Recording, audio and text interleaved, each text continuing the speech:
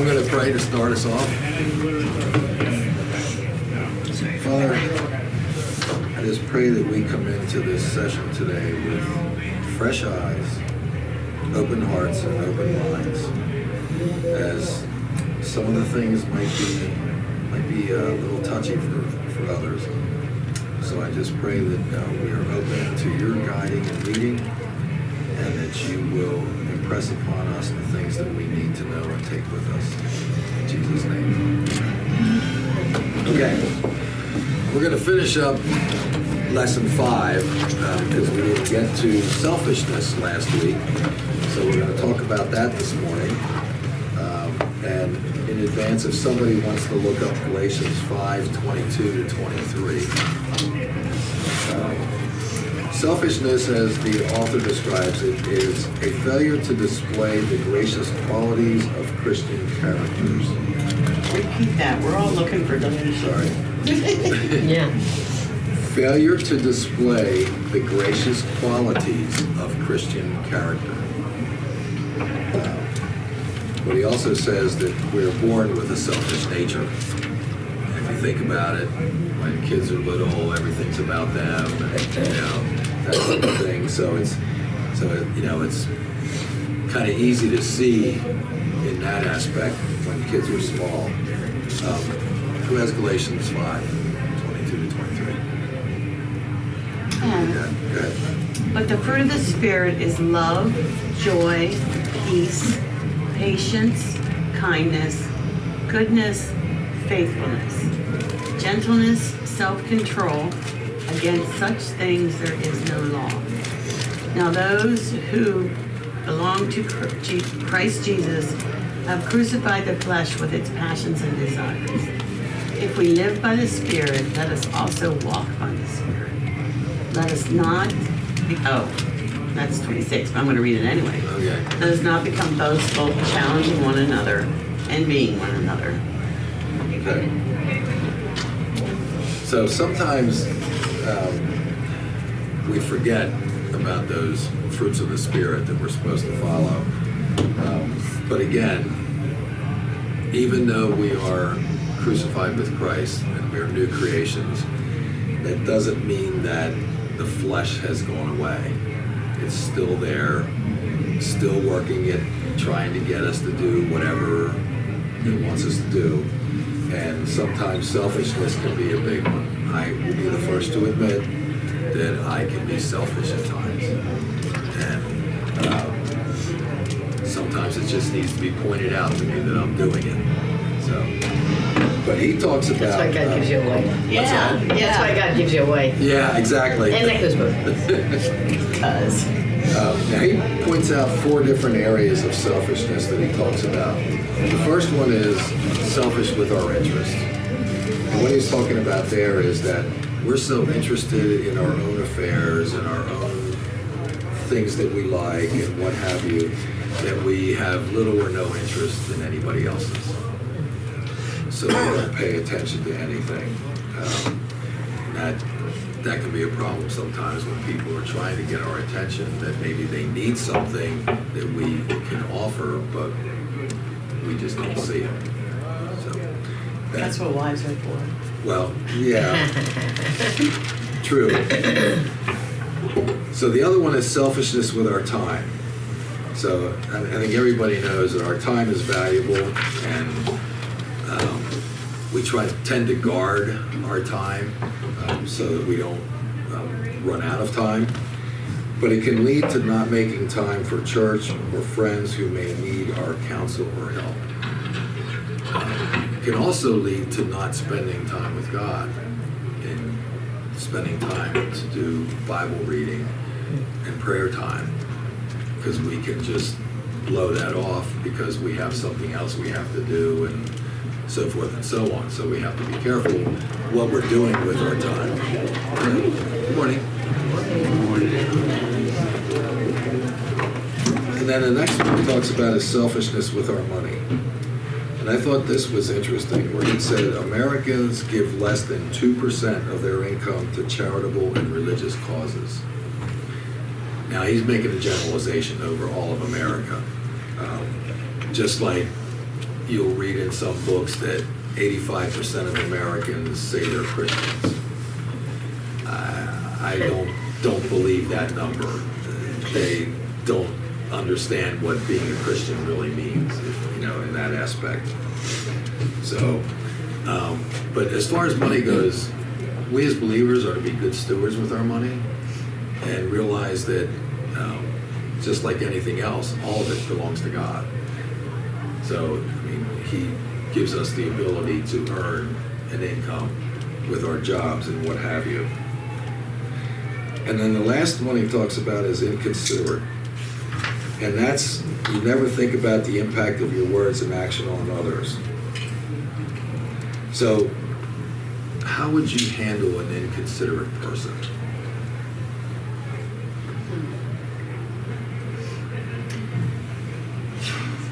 When I think about an inconsiderate person, I think about somebody who, when you're talking, they're the first ones to butt in and take it where they want it to go.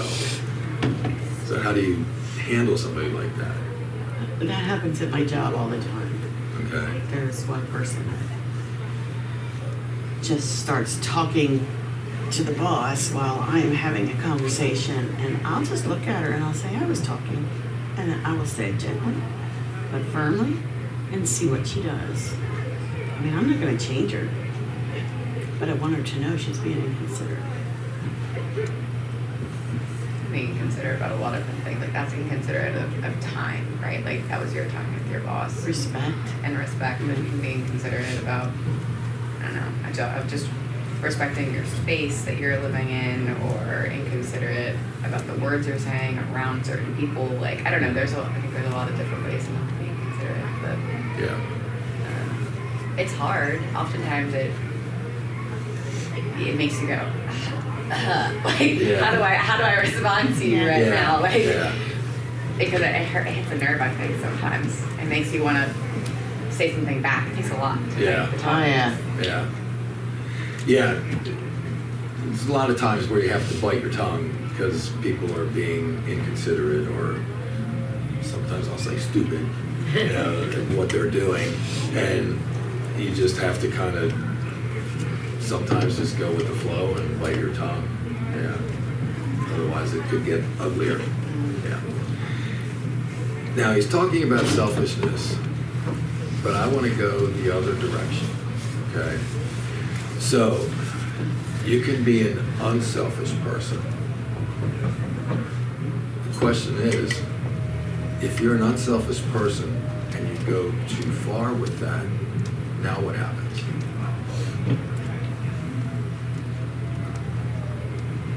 You become like the word I'm thinking of is martyr. Not really a martyr, what's the word I'm looking for? Where you're just like, this woe is me, you're just like self-deprecating kind of a thing, and you don't have any self-respect maybe. Yeah. It depends on, like, if you're doing it joyfully, it's fine. Right.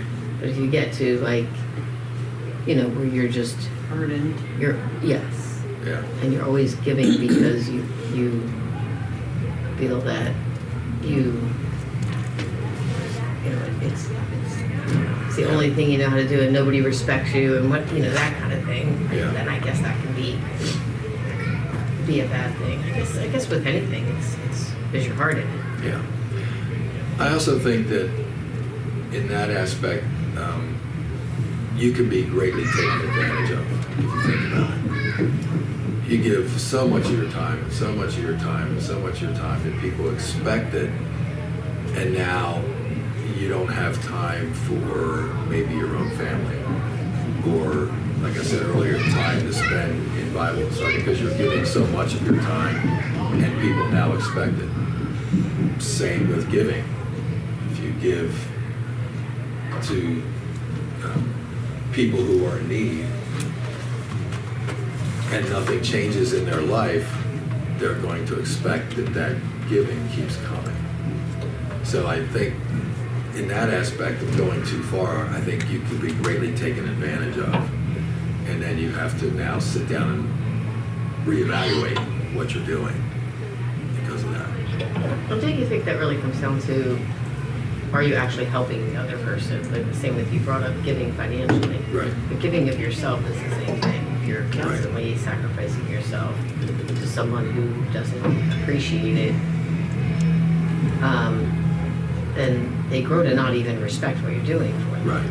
And you're not, and if they're becoming dependent on you or just ungrateful, then they're not really growing from it. So I think that's the best way, just to look at it that way. Like, are we actually helping people? Yeah. When my husband and I got married, the one thing that we kind of said was, when we started our marriage, was just like, we don't look at, what problem we have and say, oh, I'm just going to do the best thing for you and you're going to do the best thing for me. I'm going to put you first and you're going to put me first, which makes sense. Right. But ultimately we would say, we're going to put us first. Like, what's the best thing for us? Right. And so, yeah, there are times when you're in relationships that are, where there's disparity, where you're helping and they can't give anything back. Mm-hmm. But if there's not only not gratitude, but this sense of, how come you didn't do more? Yeah. Then you're not really helping them. Right. Right. Yeah, you're not helping them grow so they can be not dependent on you, but dependent on themselves. And that becomes an issue. Now you're basically codependent. You're stifling them, really. Yeah. Ultimately, in the long run, you're stifling them. Yeah. You used to have that situation with people who would come to you for advice. Oh, yeah. And they don't. And they take would it. ask the same thing in different questions every time they would be there in front of me. And I would tell them what the best thing for them would be, and didn't change a thing. So one time I actually pointed out the problem. Didn't change a thing. It's not going to. So I had to walk away and not be around that person anymore.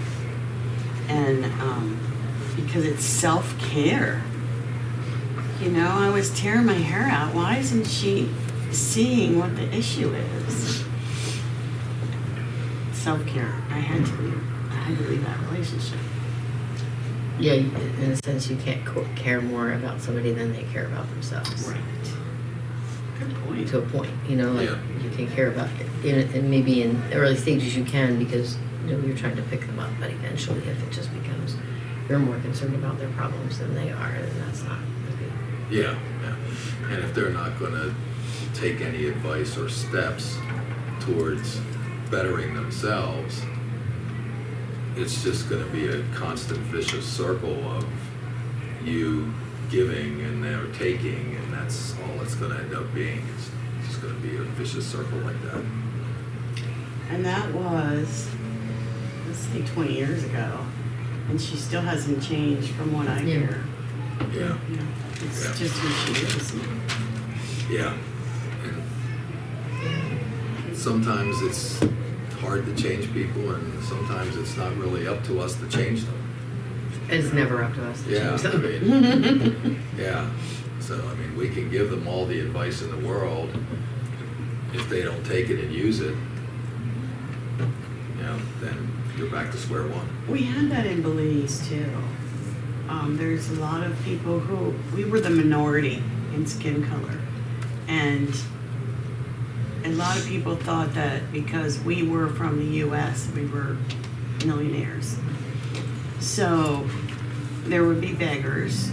You could go into the bank and come back out, and there's two people sitting there asking for money. Oh yeah, my aunt needs an operation. That kind of thing, which they can't prove, so. But if we were at a stop sign and somebody had a bucket and a sponge and said, "Can I wash your window?" we would let them because they were working. Yeah.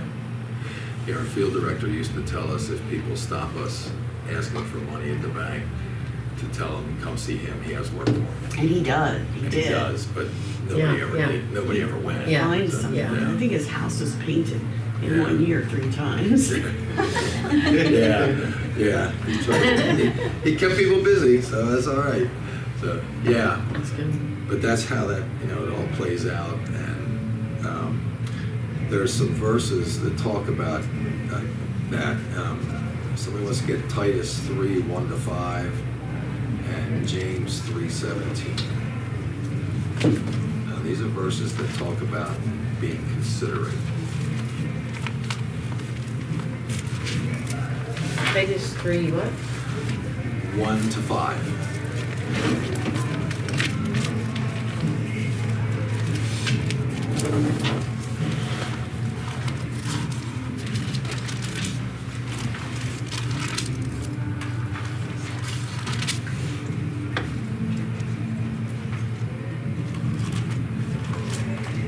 Titus 3, 1-5. Remind the people. Titus 3, 1-5. Okay.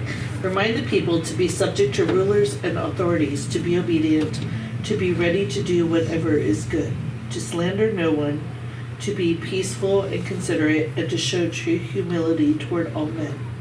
At one time we were too foolish, disobedient, deceived, and enslaved by all kinds of passions and pleasures. We lived in malice and envy, being hated and hating one another.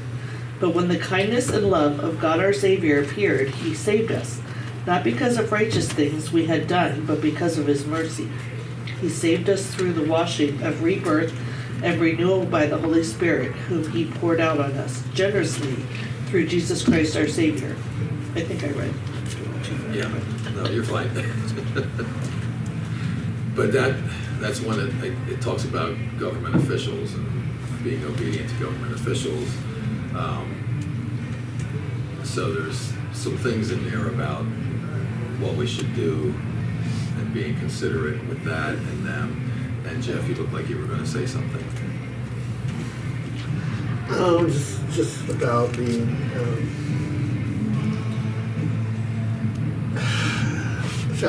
There's someone I work with who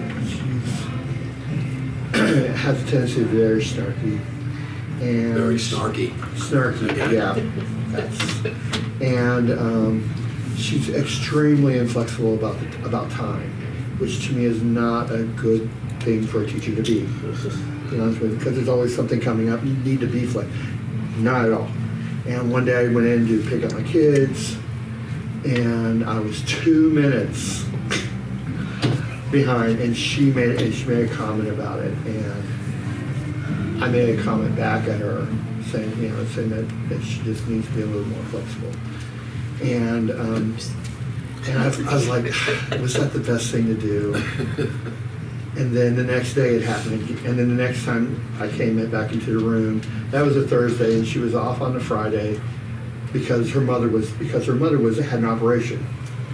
And the next day I came in, and I wasn't later than I was before. And she said the same thing and added, "I didn't even think you were going to come in."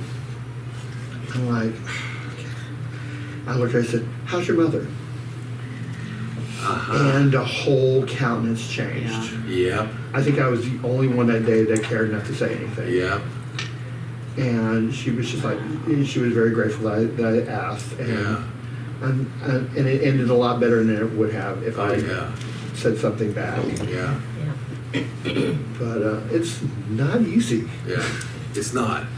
But sometimes when you have things like that, that's the way to go. Because if like in that case with her mother, that diffused the whole situation, because now you took the emphasis away from you coming 2 minutes late to now her mom. I care about you. I care about what's going on in your life. Totally changes the complexion of every conversation at that point. So yeah, that was a good move to do that. So, okay. Does somebody have James 3:17? Yeah. Just the one verse. Yeah. But the wisdom that is from above is first pure, then peaceable, gentle, willing to yield, full of mercy and good fruits, without partiality and without hypocrisy. Okay. So again, it's a whole list of things that lead to not being inconsiderate or selfish with your time and yourself. But again, I go back to there comes a limit on the unselfishness that you have to be careful of not going too far, because now you're hurting yourself because of that. So, okay. All right, then we're going to move on to lesson 6. And these are again some goodies: impatience, irritability, and anger. Yay! So, the section starts off with a story about a couple who were facing a diagnosis of terminal cancer. The couple stated that they are handling the cancer situation okay, but they cannot handle their sinful flesh. So my question is, how do you handle or not handle your sinful flesh?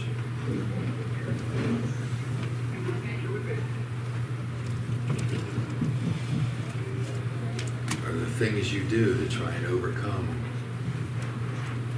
whatever Satan's trying to throw at you through your sinful flesh?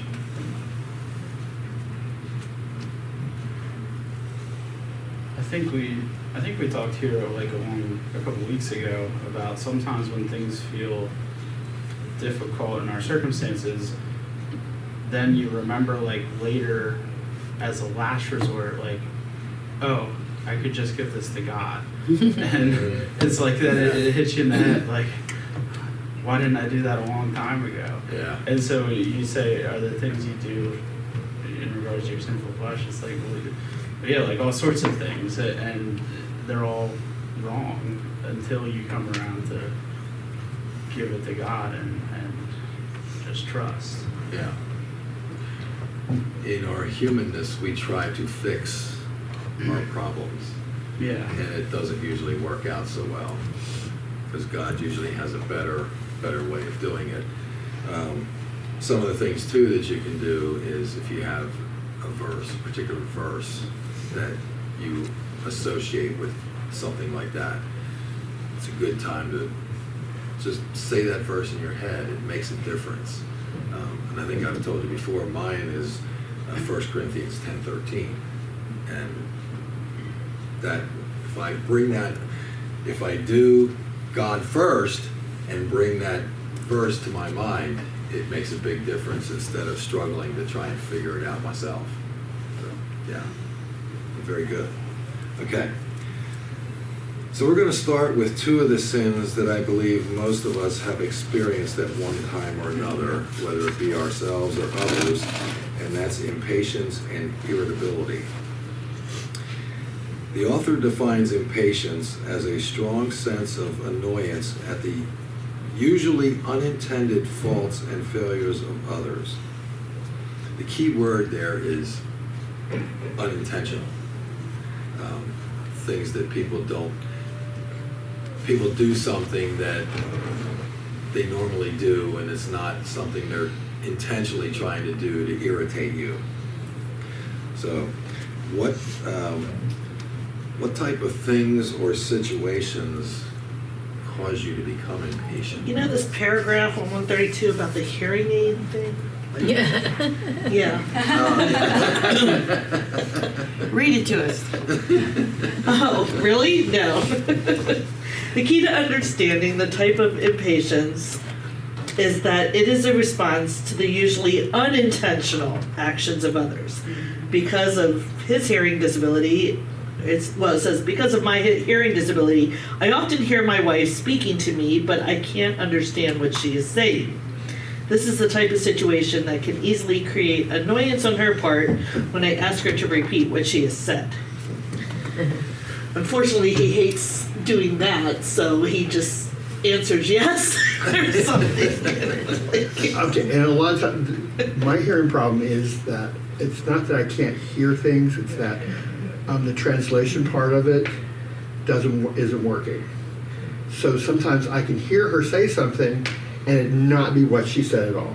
And sometimes it sounds like gibberish, and sometimes it actually sounds like something that, you know, actually sounds right, but it's not right. And I understand how that can be, yeah, that can be a problem. That that can be an irritation. And it happens sometimes even when I'm wearing my hearing aids. Most of the time, but a lot of times it won't. So yeah, there are times. Or he's wearing headphones. Jeff. But then he's like, tap me, and I, what? Okay, you know what? So yeah, there's no. It's like a work on both parts. Yeah, Yeah. we understand that. That's why I have them here. So yeah. I don't think he is not even wearing his today. Yeah. Yeah, sometimes I forget I have them in. Depending what I'm doing, it might not be a good thing. Any other things that cause irritability? How about traffic situations? Now that's where your Mary Poppins and say spit spot. Right. See? What's that? What was that? Yeah. She's like, come on, spit spot, let's go. I think impatience tends to come when, you know, especially when you're a schedule-driven person or an action item-driven person, right? You're focused on it. You've got your task. You know what you got to do when something like for your day, and then just it could be the tiniest thing that someone's like, "Hey, I really need you to do this," or I don't even know, like just ran. So I grew up on a dairy farm, and you can be so focused on what you're doing, and the cows get out, and it's like, are you kidding me? Like our whole day is shot now because we're chasing them down the highway, and it's just, you know, it's one of those things that it's like, and you know, we laugh and we enjoy it at the same time, but it's like, it's when your own schedule of what you had in your mind is just out the window, and it can be mini and it can be big like that, and it's just dealing with it. And I mean, I think that comes with maturity. I was way worse at it growing up, and I feel like I'm a lot better at it now. But it still happens. Like it's still. Oh yeah. Especially when there's like, this is your goal in life. This is something you're really focused on, and then someone's like, yeah, but are you? Like they start questioning it. They start questioning what you believe. They start questioning what you focused on, and it's like, I don't know about that. Like, and it's natural to just get irritable. Yeah. But oftentimes it's something you need to hear anyway. So. Yeah, and it can be. I mean, it can be a situation that God is putting that in your way because there's something He wants you to learn from it. Yeah. And we can be very resistant to that sometimes, as far as wanting to learn what's coming our way. So, yeah. There's a lot of different things that can cause us to become impatient, and it's just we have to realize it when they come that this is what we're doing. And is it going to change? Does that mean the next time something happens you're not going to get impatient? Probably not. But you know, we learn to deal with it, and we just need to remember that the actual cause lies within our own hearts. That the other person, the person that turned in front of me, didn't do it intentionally to tick me off. They did it because they were stupid. Other than that, that's somehow better. Yeah, somehow better. I have this saying, like, it kind of started one day we were on the boardwalk in Ocean City, and there's people just like, if you've ever been to Ocean City, New Jersey, they have like a lane for walkers. Yes. And then you have people that are just and the tram car. doing whatever, and they're like, and I'm like going behind them, and I said to one of my kids that rose next to me, like, I'm the only one on the boardwalk, you know, like that's their mentality. Yeah. So whenever someone cuts me off, I'm like, I'm the only one on the road. I always say I'm invisible. Yeah. And we always buy at least one car that's either red or bright something. Yeah. So that they can see us.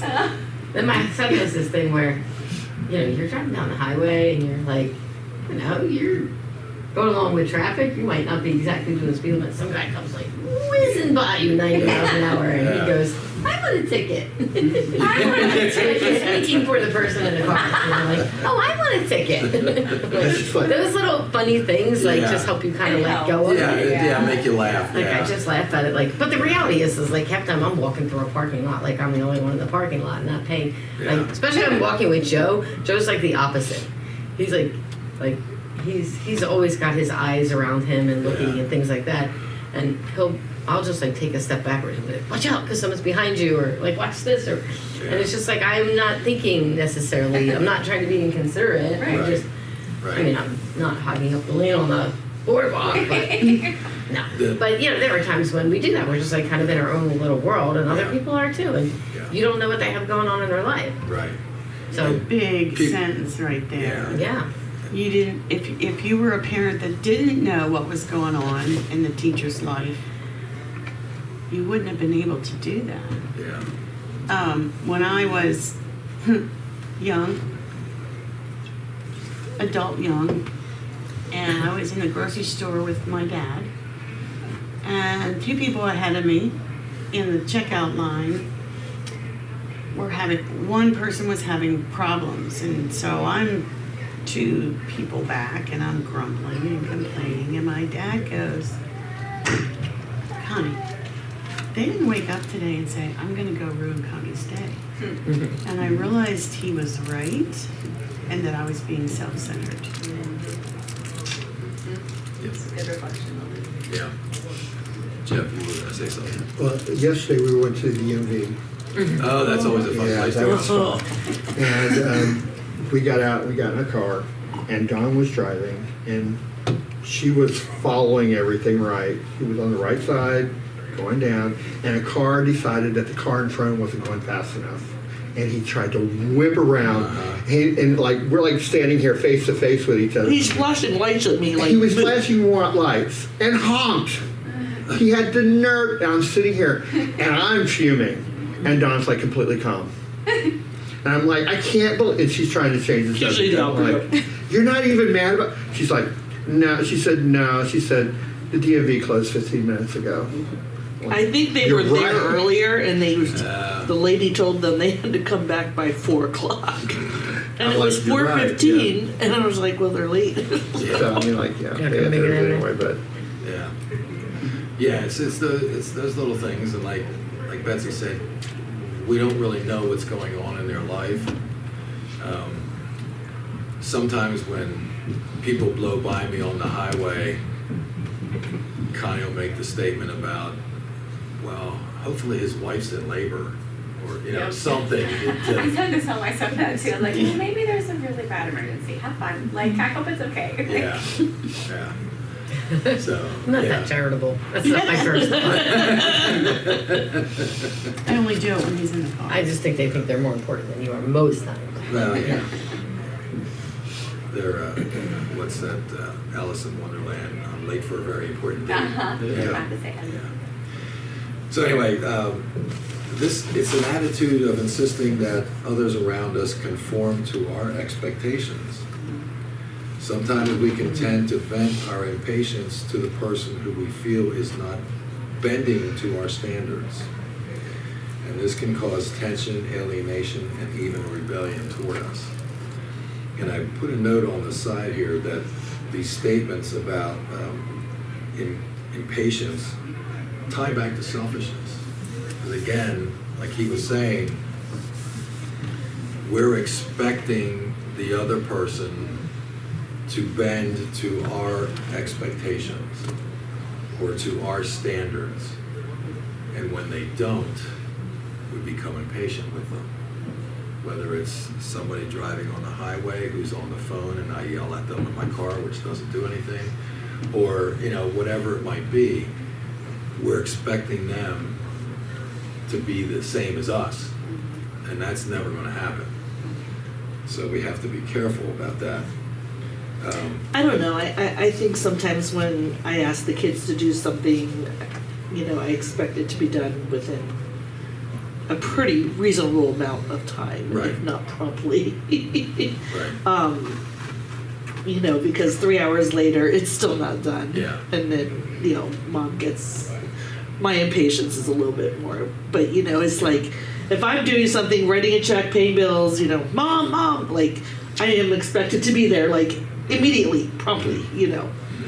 And I'm like, I'm writing a bill. No, I need you now. And, you know, I have to remember that, well, I mean, I have 2 young adults, but they're still younger than me, you know, but it's just, it is so frustrating, you know. Yeah. So, yes, And it's that goes just back to what we talked about at the beginning today, that we are born selfish. Yeah. I mean, like I said, you think about it, a baby, 2-year-old, 3-year-old, it's all about them. And as parents, we kind of make it all about them because we kind of have to, you know. I mean, God gave us the kids, we're supposed to take care of them. You know, and like when we had our first one, we got her home and I looked at Connie and I said, now what do we do? They didn't give us a book. You know, there's no manual came with them to tell us what to do.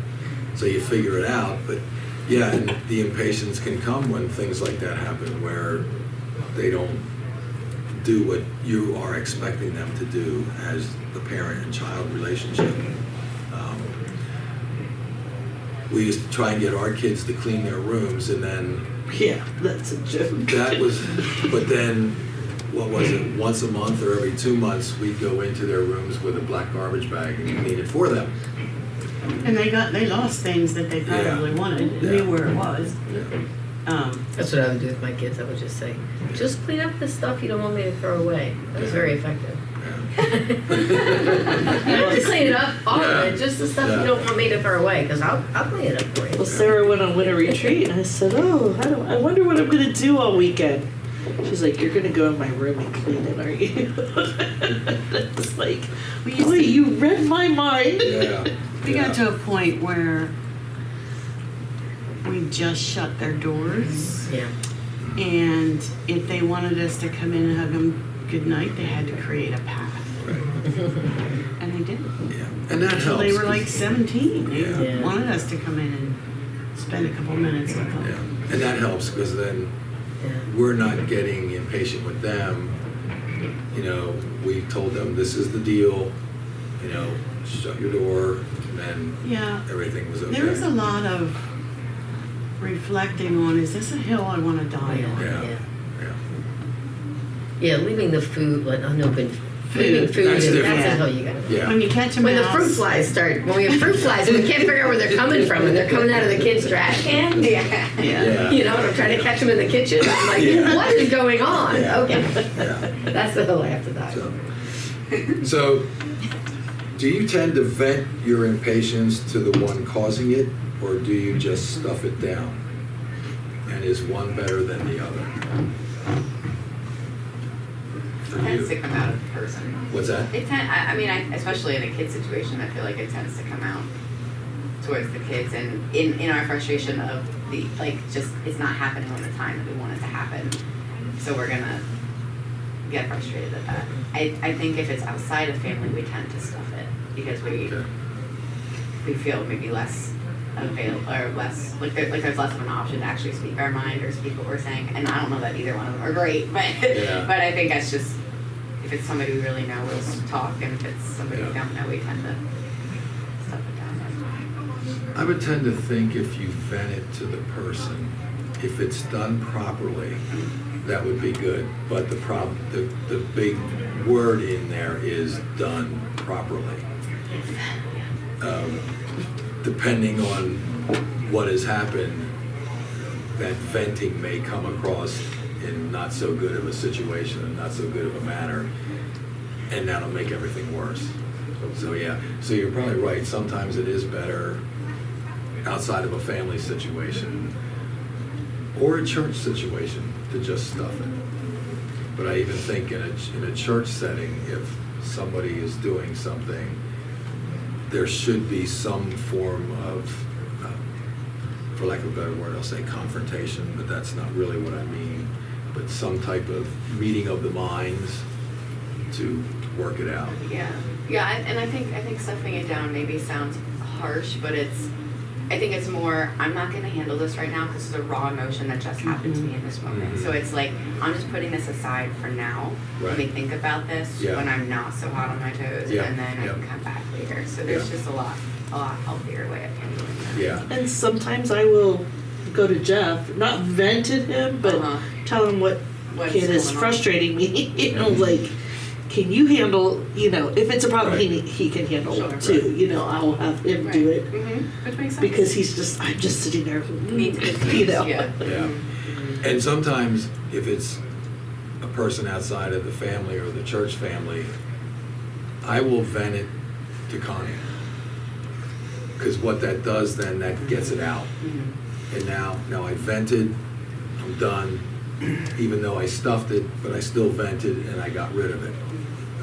Because I think if you keep stuffing things, eventually it's going to get to a point where either it's going to be bad for you, or like you were saying, there's going to be an explosion at somebody who wasn't involved in scenario 1, 2, 3, 4, or 5, but now they're catching the brunt of everything because you kept stuffing those down.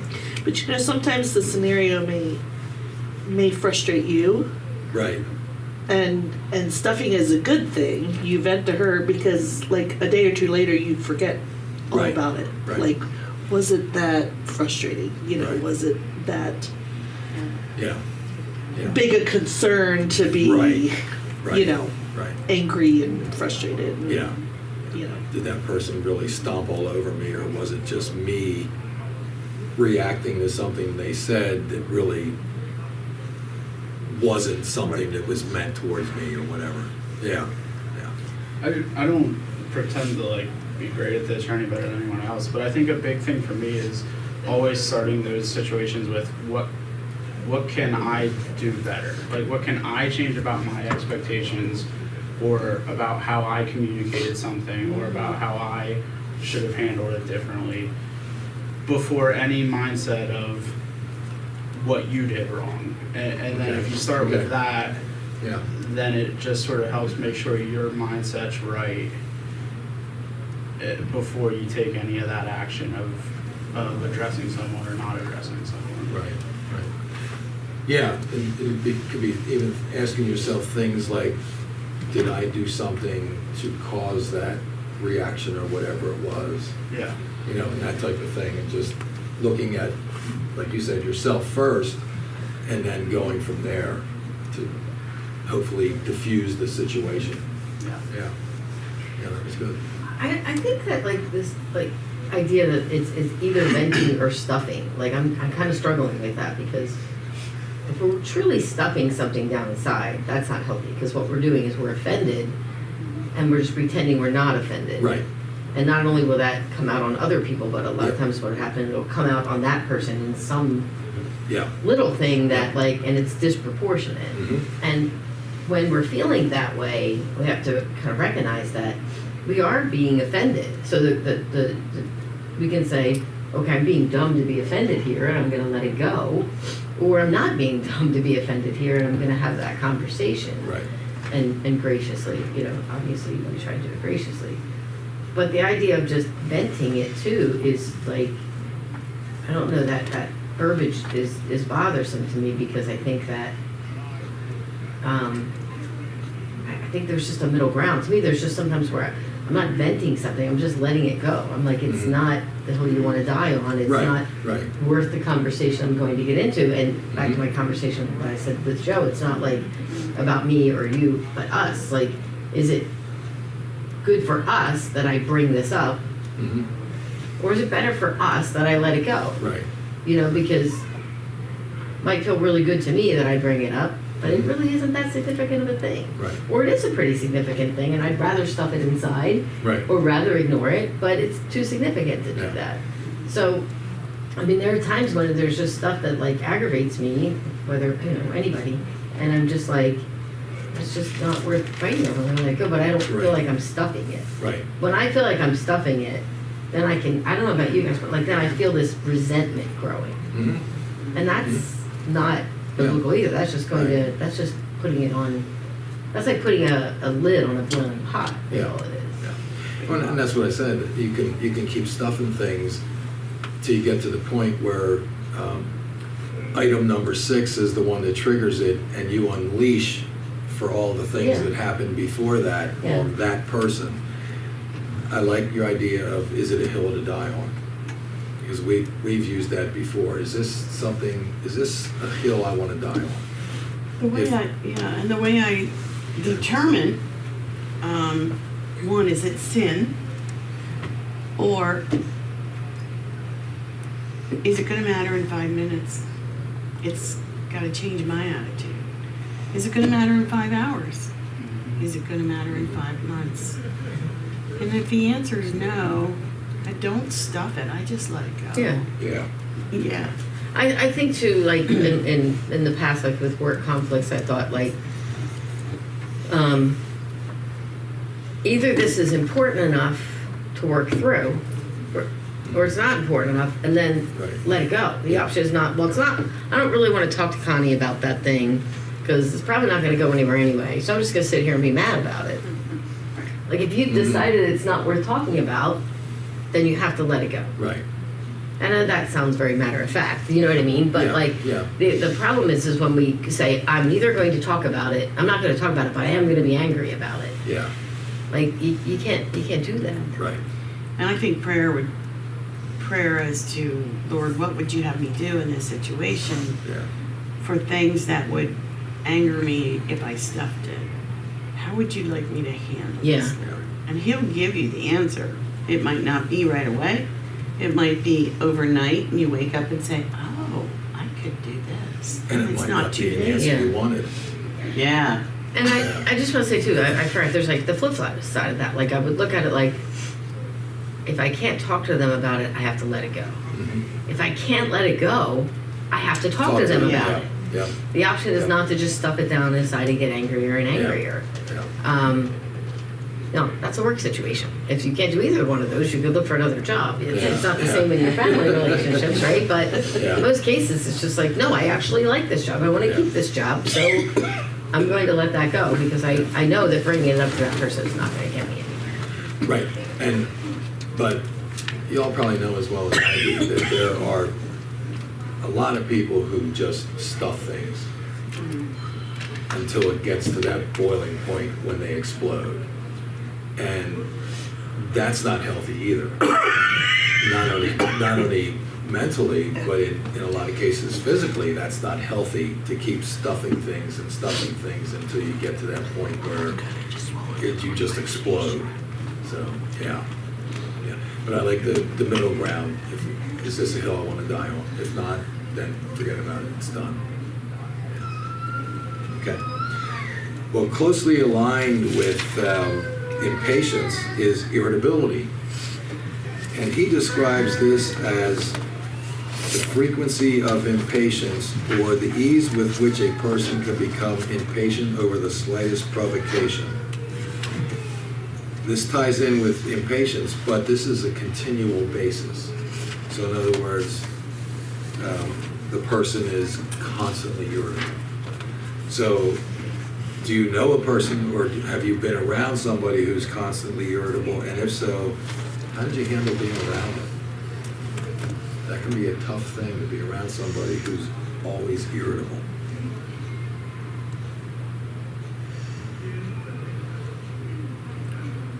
You just keep pushing kindness. Yeah. What Just did, keep trying. what does it say in the Bible about heaping on their heads? Yeah. Very cool. Yeah. So that, they see the kindness that you're giving. Yeah. Sometimes it's just a situation where you have to get away from that person so that their irritability doesn't start to affect you. And now you're becoming irritable because they're irritable, and it's a whole cycle that can go on there. I struggle with that concept. We've kind of said it a couple of times, and I think there's a healthy balance of when we remove ourselves and when we need to say, Lord, I know this person isn't doing things that I want to reflect on my life, but like I feel like this pull that I need to be there. Like I don't, I hate giving up on people. Like that is like, Okay. that's what, that bothers me so much because I've had too many people give up on me, and it's like, man, if Okay. you would have just Right, hung in there a little bit longer, right. life could have been different. And, Right. and it's just, it's one of those, I sometimes I really struggle with that. So I instead of saying, okay, I need to remove, it's like, okay, guard my heart. Let me stay focused on where I'm good with the Lord, but let me Okay. still be there for that person. Okay. I don't know. That's something. Yeah. And that's really hard. It's really easy to be influenced by the people around us. I mean, Yeah. God tells us to center ourselves and surround ourselves with people that believe in Him. And so I know that, commandment. Like Yeah. I know that's what He's saying. I really struggle with the idea of pushing people away. Yeah. I don't know. Well, and that's something that goes back to what Mike said about kindness, Mm-hmm. being kind to them, showing them kindness, showing them, I'm going to say the word affection, but that's not really what I'm thinking, you know what I mean? And it also could be a case where, like with Jeff, you find out things about Right. their life that now you can ask them about, you know, if there's problems or whatever, hey, how's this going? Or, you know, what, in his case, how's your mom? You know, and those are things that, as you continually do those things like that, that's going to diffuse those situations. I also think, like, we're throwing around giving up on people, but I think this is like a life experience group of people here that can just talk about that nonchalantly, but I don't think that's a nonchalant thing. I think that's like a, Yeah. like Connie gave an example earlier, someone who kept coming back for advice. I don't think that was an easy thing after like the second time. I Right, think that was right. like years of life experience until we got to that point. Right. Right. Yeah, correct. Yeah. I think most people would say that it was not an easy thing to do, but Yeah. society will often tell you if someone wronged you once, well then they're not worth being in your life. Right. There's a very happy balance to find, right? Right. This is, Right. And at this point, I think a lot of people take it very extreme. and people who want to come back at you will always go in and pull out of the Bible, well, it says in the Bible, an eye for an eye, a tooth for a tooth, and blah, blah, blah. And it's like, yeah, but Just read that. yeah, but you look into the New Testament and Jesus explains that differently. Yeah. So, yeah, people will tend to take things out of context, and the one that we'll use later in one of the sessions is, don't judge lest ye be judged. So again, as people take, and like I've said in here before, I don't like it when somebody takes a verse, pulls it out, throws it on the table, and says, this is it. Well, great, but what happened before and what happened after? You know, we need to know. So yeah, that gets tough. Well, I am it is a lot different with family too. You know? Yeah. Yeah. I mean, if you knew the whole story with my mother-in-law, like, we lived in Alaska for 7 years. Just she lived in Florida, Oh man. and it needed to be that way. I didn't That's realize the at best the thing. time, and You didn't know how healthy you could be. You put miles between you, And right? Jeff really, like, the first time I met her, Jeff's like, my mom's gonna do this. And I was like, Jeff, nobody can be this bad. Like, at least I went in with a open mind. Yeah. Like, I'm like, And now he's like, no. yeah. I tried. And we're going down the concourse, and I hear, my baby's home. And I was like, oh my. And she starts holding him and sobbing, and I was like, Oh wow. I'm just gonna step into the bathroom for a minute. And I went there going, I called my mom. I was like, Mom, she's nuts. But, you know, as you said, like, years of trying, I did. Yeah. Like, I held my tongue. I had, when I was in a small group here, I have moms praying for me every time she comes to visit. And most of the time, Jeff is very proud of me. He's like, boy, you did a good job holding your tongue all you know. And I was like, yeah, I try, you know. Yeah. I said, this last time she was here, it was just like a 5-minute snip that I finally just, I was like, boy, that was years in the coming, you know. Yeah. But I've also learned, you know, Jeff's like, you know, he's like, don't answer the phone if I'm not home. So I don't talk to her on the phone. Like, Yeah. you know, I'm like, it just ends badly. Well, you avoid putting yourself into a situation where you're going to become irritable. Well, she'll say something to me, but then, you know, I'll tell Jeff, and Jeff will confront her, and then, oh, I never said that, you know, and it's just not one of those things I just even Yeah. want to deal with, so I just don't talk to her, you know. And if you look in the book, the author does seem to say that a lot of these respectable sins happen quite frequently in the family setting. Yeah. You know, so again, you got people living together, husband, wife, now you have children, now the children are teenagers, now you start butting heads because they have a different opinion than you, and so yeah, family setting tends to gather a lot of these sins, which is, yeah, unfortunate, but it's the way it is. We're all different, even though those kids came from us, they're still their own person. So, yeah. The irritable person is no fun to be around, as with them nothing ever seems to be right. If you decide to confront this type of person, you need to be sure to do it in a spirit of love. Be prepared to give them examples, because they're going to be on guard. They may become defensive and totally ignore you, which is fine. You know, there's nothing you can do about that.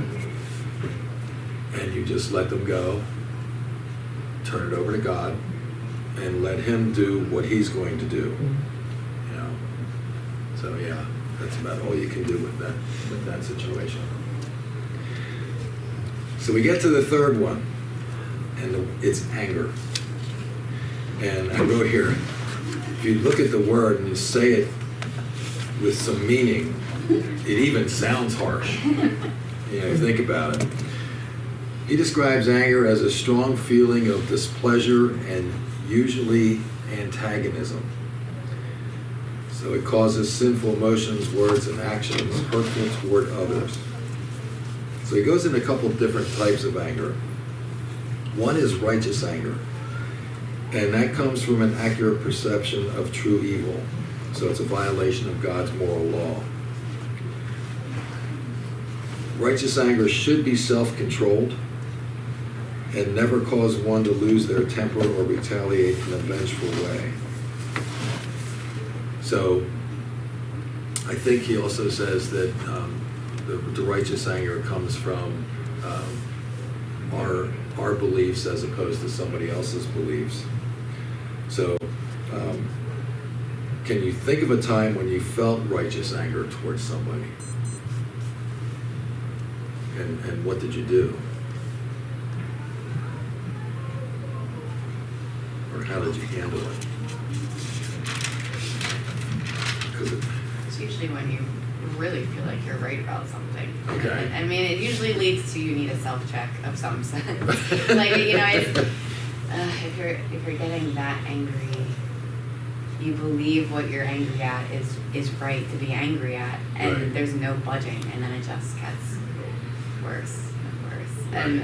And it's hard to when you get past impatience and get past irritability and you've hit the anger step, it is really hard to backtrack. Like if you can stay in those bottom two, Yeah. find time to focus, regroup, it's easier. But it's like as soon as you hit that anger, it is hard to get yourself to cool down and back off because you've convinced yourself you're right by that point. Yeah.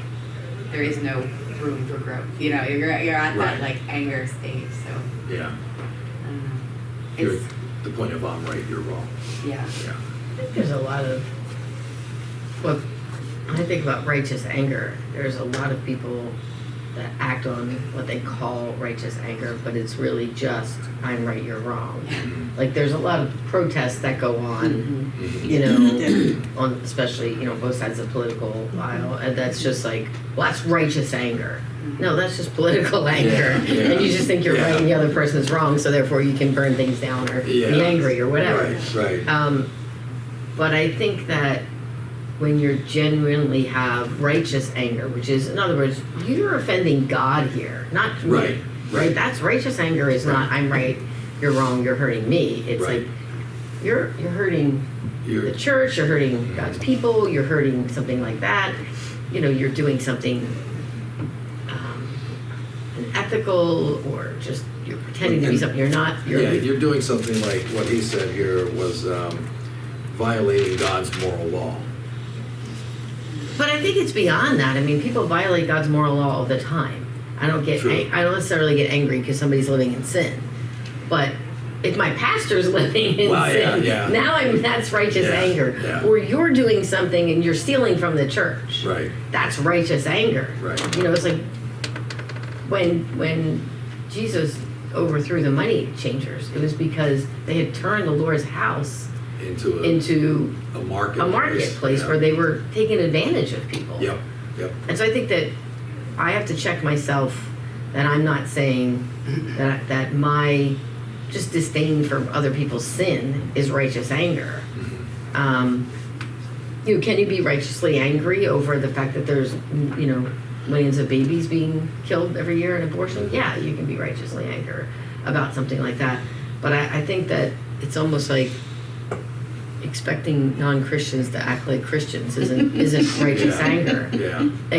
Expecting Christians to act like Christians, you know, and even to an extent, you know what I mean? I mean, like Christian leaders and things like that. Those are the things that I've experienced in the past that gets my righteous anger up. But, and I also think that the fact that I want to tread carefully there and make sure I'm doing the right thing is an indication that it's righteous anger. Right. If my righteous anger is making me just want to go off on people, then I don't think that's the Lord's. There's a passage that says that the man's anger leads to something, but the Lord's anger doesn't. I have to find it. But, you know, what is your anger leading to? And if it's making things worse, then or if it's or is it just because I want to prove I'm right? To me, anger means action. Right. You don't just be angry and not do anything about it. So you either protest or you confront in a loving way. Can I tell the deacon story? Sure. We were going to a church that we absolutely loved. And I might have told this story in here. Maybe. She didn't hear it. Whenever I move in, when the children were with us, whenever I move into a new neighborhood, I go to Megan's Law. Because I want to know who I'm living with. The deacon one of the deacons from our church was on Megan's Law. Actually, he was an elder. Oh, yeah. Yeah, he was an elder. So, we went to the head pastor and told him how this upset me because you're allowing this. Did you know? Did you even know? He said, yeah, it's a mistake. I said, what do you mean it's a mistake? He knows better. Well, the wife won't take him off of there, and it's been so many years, and you're supposed to be able to come off after so many years, but she won't take the action. I'm like, I still don't think he should be on there. And the pastor said to us, go talk to the elder and hear his side of the story. So we did, and the whole time we sat there, he justified, and he was lying. And we knew it. And we went back to the head pastor and told him he's lying, and the head pastor didn't believe it. Yeah. So we were angry at leadership. Yeah, 100%. A few years after that, not even a few, maybe 2 or 3. Yeah. he took his family to another country and opened an orphanage. Oh my Kenya. gosh. And leadership still didn't believe it because they would take mission trips and go help build the orphanage and put in a playground And and they blah, blah, blah. supported him, and the one of the big things was they went on their own. They did not go with a mission board. Yeah. So there was no oversight Not checks. on what was going on. Why didn't the mission itself, like the place itself, do a background check on them? Especially if They didn't created trust the mission. Yeah, They they created- created it, Yeah. yeah. So, how many years later, It was 5 or 6. Here it comes. we got a phone call. It was a voicemail because we were near our phones from one of the leaders from the church and said, Connie and Ray, please forgive us. No, please forgive me, because he was only speaking for himself. He said, we needed to listen to you, and we're so sorry we didn't. The man was arrested and is now in jail. Yeah, because he was doing So things in that Kenya. They anger- wanted the U.S. to send him back, but they didn't. We tucked that situation behind us because there was nothing we could do. Yeah, Right. we did what we were supposed to do. But when we got that message, I just melted. It like You really that wish you were apology gone. meant more to me than I knew it Yeah. would. Yep. So sometimes you have to just put it Yeah. down, and it's not stuffing it because we just went on with our life, changed Well, churches. it wasn't stuffing it because we did what we were supposed to do. You did everything you could do. And nothing was done, so we just let it go. Yeah. But that to me is righteous anger. Yes, Yeah, that's Yeah. the kind of Yeah. thing I'm talking about too. Yeah, I can tell stories. yeah, it is. Yeah. Okay, Angry at a real sin. I can tell Yes. stories too. yeah, Oh my goodness. yeah. So it ended up with a prison term. Right. Yeah, yeah, that's, yeah, Goodness gracious. It's wrong. It makes me sick to my stomach because I'm thinking of a similar situation. It's just sick. Oh no, sorry. No. It's not personal. It's just like, yeah, when I see that stuff happening, and people like that are shielding themselves with the church Oh, because they know that the church, if they know they can, the church is built on forgiveness and trust and all of that stuff, and they know how to play it, and they know how to set up situations where they don't have accountability, and that it's beyond anger. It sickens me. and this man worked for the pastor in the pastor's business outside of the church too, so, He yeah, did what he needed to do Yeah. to get the people that he needed to get yeah. to trust him. Jeff? Quite a few years ago, I had to work with someone. She wasn't the best person to work with, but we found a way to get along. And she had 3 children of her own too.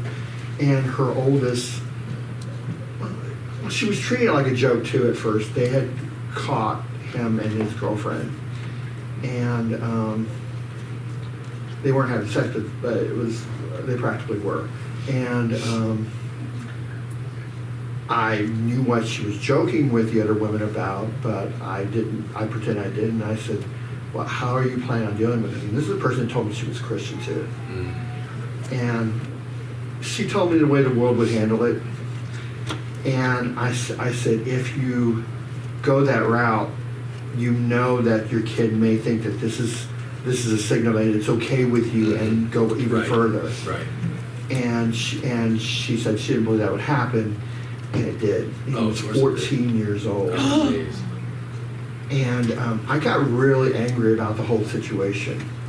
And I think it was more righteous because she said she was a Christian and she was just doing everything wrong. Mhm. And I guess also as a parent. And we went, and she got real upset because there were problems with her son, being depressed and everything. And we went for a walk on the job. It was like horrible. I was like, but she's got to get out of here for just a minute. And she started talking to me, and I had to let go of my anger because I was like, it's getting worse. And if I lose it right now with her and get mad, Yeah. then I might not be able to help her because she was trying to blame the girl because she was 16. And and saying how she's going to ruin his life and can tap into everything he earns for the rest of his life for the baby. And I just finally looked at her and I said, I understand you're worrying about him. I said, but there is an innocent little baby involved in this. Yeah. I said, that is your grandchild. Yeah. I said, you need to start thinking about him. And she thought about it, and you could tell things were changing in her head about it. And then later on she came to me and she said, I'm so glad you said that. She said, because I wasn't even thinking about the child. Yeah. And she said his grandparents came, her mother and father came in with the same attitude she had. Mm-hmm. And she said because of that, she was able to quiet things down because she said what I was saying to them. And she was able to calm them down so they could figure out what they were going to do with the problem. Right.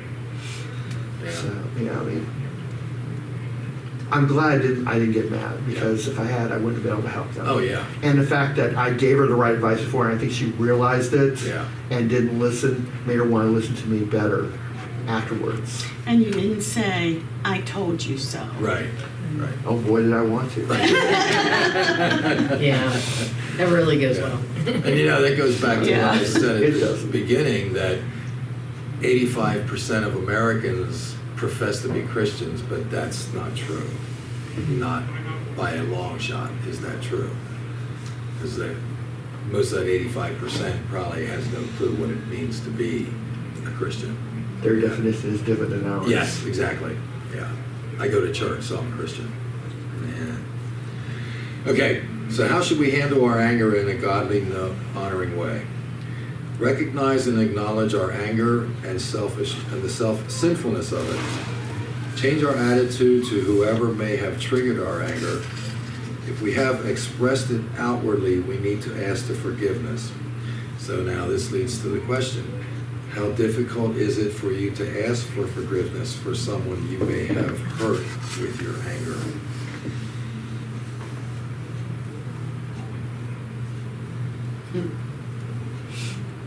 It usually takes a nudge from God. Sometimes it's more of a smack on the head. Or a burning bush? Or a burning bush, yeah. I'm big on burning bushes. Right. Yeah, I mean, you're basically not just asking for forgiveness, but in a sense you're apologizing. And you're kind of swallowing your pride to go back and ask that person for forgiveness. And that can be tough because it's hard. It's hard to look at that and say, this is what I have to do, and wow, I'm not going to like it. Yeah. So now on the other side, how difficult is it to forgive someone who's expressed their anger toward you?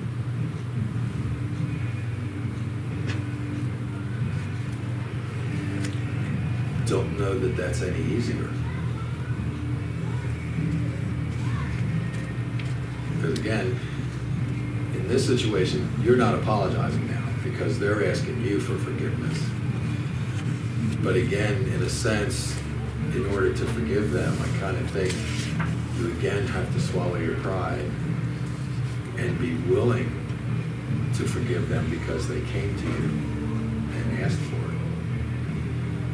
It's probably just as tough for them to come and ask for it as it is for you to give it, and vice versa. It's tough to go ask for forgiveness. It's probably just as tough for that person to forgive you because depending on how much anger you expressed or how much anger they expressed, it could be like, well, do I really want to? Because, you really hurt me or you really offended me with what you said. Yeah. Sitting here.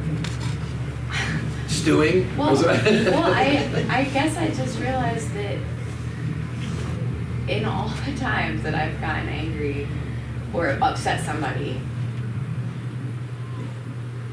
I've apologized, but I've never asked, will you forgive me? I've never said those words. Yeah. Like I don't know why. I've never, I guess maybe I've always felt like it's not, I shouldn't be asking someone to forgive me. I'm the one that hurt them. Like, Right. I will just say I'm sorry. I will say how I'm going to help work on something, but I've never said, will you forgive me? As you're saying that, I'm thinking, wow, I'm way too old to have never said, will you forgive me? I don't know. Like, No, you're not. This is- I don't know. Like, that's a hard thing to, like, It is. I've got to genuinely be saying, how do you ask someone? to, hey, I really hurt you, but I need you to forgive me. Yeah. I don't know. I think I struggle with that a little bit too, because like, if I come to you and I've really hurt you and I say, will you forgive me? I feel like I'm asking for something from you. Right. When I've offended you, and now it's really counter, like, well, whatever our thought of it is, but like, it's almost like unfair to you to put you in that situation. Like, if it's truly me offering my apology and my true contrition, now will you give me, will you call it even? Right. Yeah, that's what I feel like. So I think that I you want it can- to happen naturally. I don't want to have to. Right. Well, maybe say like, I'm truly sorry, I hope you can. That's what I was gonna Yeah. say. I hope you can I forgive was gonna me. say, True. it all depends on the way you phrase it. Yeah. Like, you can't just go, I would never go up to somebody that I hurt and say, will you forgive me? Right. There has to be something before that, like, I'm sorry. Right. I apologize for saying these nasty things to you, and I should have never said that, and blah, blah, blah. Like you said, can you ever forgive me for this? Right. It does feel like putting him on the spot and asking him to answer at that moment might not feel right. I like what you said, Yeah, John, I about, hope you I hope you can can forgive forgive me. me. Rather than Because really asking then a question, it's up to you whether they forgive needs an you. answer. Right. So. Right. That's You can't make the other person forgive you. No, you can't. You can't coerce them into forgiving you. You can just offer your apology and then. Right. I feel like that's. And I also think if you're sincere, and you really believe you offended somebody, you might actually realize, it might take them some time. And so Oh, you're it not going might, to yeah. demand that right Yeah. away. Yeah. Anyway. And that's why. I think that's why it feels uncomfortable. Right. Yeah, and that's why You her should. saying, I hope you can forgive Yeah. me. You're not, now you're not asking them. Yeah. You're kind of saying, I hope you can forgive me. Because you're right, it may take some time. Depending on what happened and what you said or what you did, it may take some time. And vice versa. If somebody comes to you the same way, it might take some time, Well, and it's funny. I think of the reverse. Like if maybe I'm too forgiving. Like I feel like it, but like if someone said that to me, I'd be like, well, duh, of course. Like let's move past this. So like in my head, if someone Right. said it to me, I feel like I would be like, thank you for saying it, but I don't know how I can get myself to say it. Well, that Yeah. restores the relationship, Yeah. whatever the relationship is. A few years after the guy was the elder was arrested and in prison, and we got that phone call, we were in a church and the lead pastor was there, not as the lead pastor. And we got there early, so I was convicted to go apologize to him. I know. Why should I apologize? So I went up, and we always hug each other when we see each other because deep down we love each other. And I said, I need to apologize to you and ask for forgiveness. I said, after the situation, I harbored ill feelings towards you. And I want to apologize, and I'm apologizing for that. Will you forgive me? He was very quiet. I don't know if he was stunned or if he was getting ready to say no. And all of a sudden he broke out into a smile and just hugged me again and said, absolutely. Yeah. We didn't rehash it. Right. We didn't go anywhere. It was a simple, Yeah. I'm sorry that I harbored that, and Yeah. I don't usually do, That's beautiful. I'm sorry that I was angry with you. Right. And this can That happen. conviction can be real strong sometimes. Yeah, very strong. Yeah. And this can happen in the family setting too. I know that there's things in my past that I have had to ask her for forgiveness for because I did them. So it's again, I think it's easier to do that in a family setting or maybe even in a church setting where you know the people. But when you're talking about work or outside of work or whatever it might be, that gets a little harder. Because now you don't have that real good relationship. Yeah. Go ahead, Mike. There's situations where like it feels like something's been resolved and somebody apologizes and says, "Will you forgive me?" Like, you know, we've sort of touched on it. To me, that forgiveness isn't like, I don't think it's really terribly that difficult because it feels like a chance to turn over and leave. But what is more difficult is the ones that aren't resolved. Like nobody's apologized. Yeah. You're still sort of Yes. holding on to something and Yeah. you don't know Yeah. what this is and where it's going. Yeah.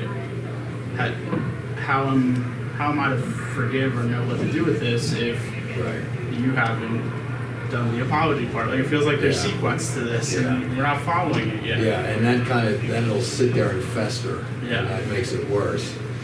And then it becomes even more difficult to ask for forgiveness or give forgiveness because now you've had all this time to let that build up. Yeah. Yeah. Yeah, it gets touchy. But again, it's something God wants us to do. We're supposed to love everybody. We've often said this, that doesn't mean you have to like everybody. And I just want to throw in there, like, forgiveness and restoration is not the same thing. No. You know, you could have someone come to you and ask for forgiveness, and you can forgive them for that thing, but they've just demonstrated that you can't trust them over Right. time. Right. And they're not willing to do the work to be trusted. Yeah. Yeah. And so I've had people that sorry, how do you get it? Yeah. That had to say, like, in my mind, not to them, but I wish you well elsewhere. Right. I think the forgiveness part is like, I've let go of Yeah. wanting to get even. Right. I actually want God to bless you, Right. but just somewhere else. But You know, Yeah. I wouldn't say that to them, Yeah. but like, God bless Yeah. you Yeah. elsewhere. Right. And that's sort of like, it has, because this is not healthy For anybody. for us. Right, Right, you right. may be perfectly fine with somebody else. Right, I might be, right. but this isn't working, Yeah. and And sometimes. you have to it's- separate yourself. but I know that I've forgiven that person when I'm praying the Lord's Prayer and I get to the part where, you know, forgive us as we forgive our, Right, you know, our right. debtors, and I'm like, yep, okay, I've forgiven them. You know, Yeah. like, do I wish them well? Yes, I wish them. If I wish them harm, I haven't forgiven them. Yeah. But that doesn't mean I have to have a relationship with them. Right. And somebody once, Connie and I were somewhere, and they brought out something about, have you forgiven people who have offended you in your past that you never did? And that made me stop and think, yeah, there aren't people in my past that did things to me that I haven't forgiven. So, I mean, it's not like I'm going to go track them down, Right.